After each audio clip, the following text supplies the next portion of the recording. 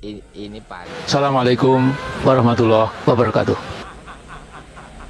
Waalaikumsalam warahmatullahi wabarakatuh. Wah, pucuk dicinta ulam tiba nih. Apa? Saya dari kemarin loh mbak, nungguin mbak. Akhirnya nongol juga.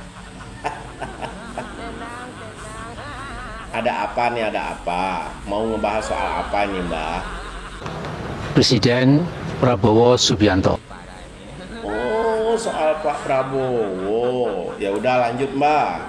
Menurut saya memang ada orang-orang yang sudah a priori ya. Oke. Kalau dalam bahasa Inggrisnya apa itu mbak? Dalam bahasa Inggris a priori, yaitu tidak mau menggagas, tidak mau melihat secara objektif ya. Pokoknya tidak percaya. Pasti buruk, pasti jelek, pasti hancur, ya. Bahkan lebih buruk dari rezim sebelumnya. Dan yang kedua, itu memang memakai kacamata yang penuh kebencian. Ini hampir sama dengan yang pertama, tetapi karena kacamatanya itu penuh dengan hatred, dengan kebencian, maka tidak bisa melihat langkah-langkah Presiden Prabowo yang kelihatannya sesungguhnya akan mulai mengurai ya, beban yang super berat dari Presiden kita yang sekarang sedang menjadi tampuk pemegang kekuasaan nasional. Oke. Gini mbak, saya mau nanya sama mbak. Menurut mbak, kepemimpinan Presiden baru kita Pak Prabowo Subianto ini, menurut mbak akan berhasil nggak? Kalau saya optimis, insya Allah akan berhasil. Nah, kalau menurut mbak sendiri gimana? Termasuk saya itu kira-kira mengatakan Pak Prabowo insya Allah berhasil asalkan ada 4 syarat. Ada 4. Pertama mbak, Yang pertama itu realistis ya. Tidak mungkin 10 tahun kerusakan yang ditimpakan ke bangsa ini kemudian diharapkan dalam ya 6 bulan atau 1 tahun kemudian sudah selesai. Itu mustahil ya. Jadi harus realistis ya. terus yang kedua, Kemudian yang kedua, memang langkah-langkah Pak Prabowo itu perlu dukungan rakyat. Karena tanpa dukungan rakyat, mungkin juga kemudian kurang legitimasinya, kurang bobot keabsahannya, ya. Sehingga memang think tanknya Pak Prabowo itu selalu membaca terus sejauh mana dukungan publik itu dibantukan, ya, diarahkan kepada langkah-langkah yang ditempuh oleh Presiden baru kita Pak Prabowo Subianto. ketiga mbak, Yang ketiga itu memang harus ada satunya kata dengan perbuatan. Jadi usahakan sungguh-sungguh ya apa yang dikatakan itu yang dikerjakan ya.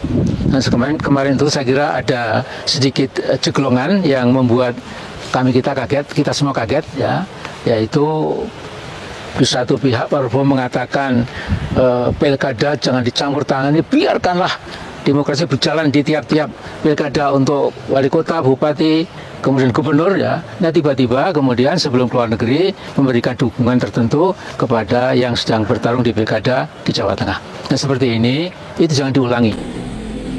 bentar.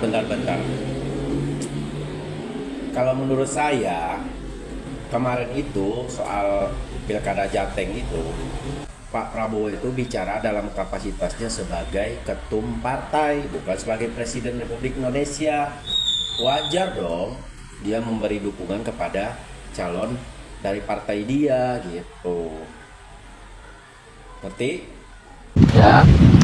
Jadi Mbak, menurut saya kita berikan dulu kesempatan kepada Presiden baru kita ini untuk menjalankan visi misinya gitu.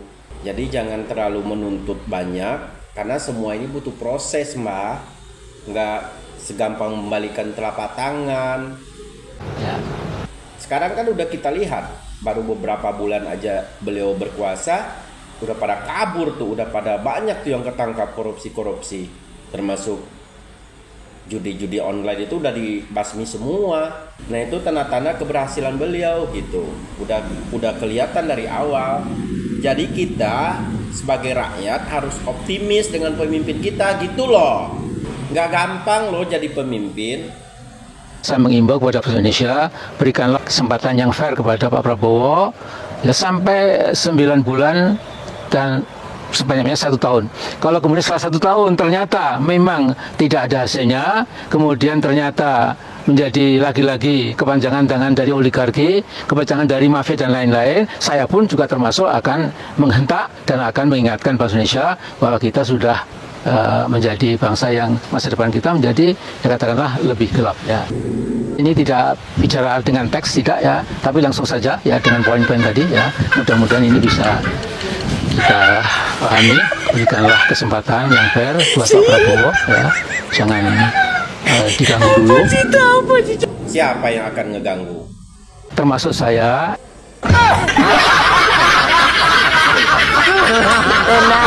Emang Mbak ini kerjaannya ganggu melulu. Setiap presiden berkuasa itu diganggu terus sama Mbak. Mulai dari Presiden Soeharto, ya kan? Ya.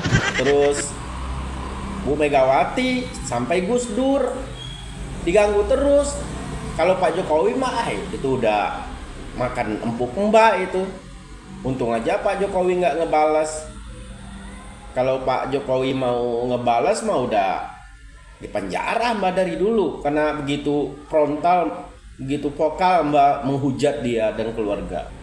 Emang dari dulu ngeganggu terus ini Mbak. Sebenarnya Mbak ini banyak nih kesalahannya. Banyak banget loh dosa-dosa Mbak. Mbak sadar kan dengan kesalahan Mbak? Banyak dosa serta kesalahan. Iya makanya. Kalau ada yang keliru tentu dari hamba Allah. Siapa yang banyak kesalahan? Saya. Siapa namanya orang yang banyak kesalahan? Hamba Allah yang namanya Amin Rais.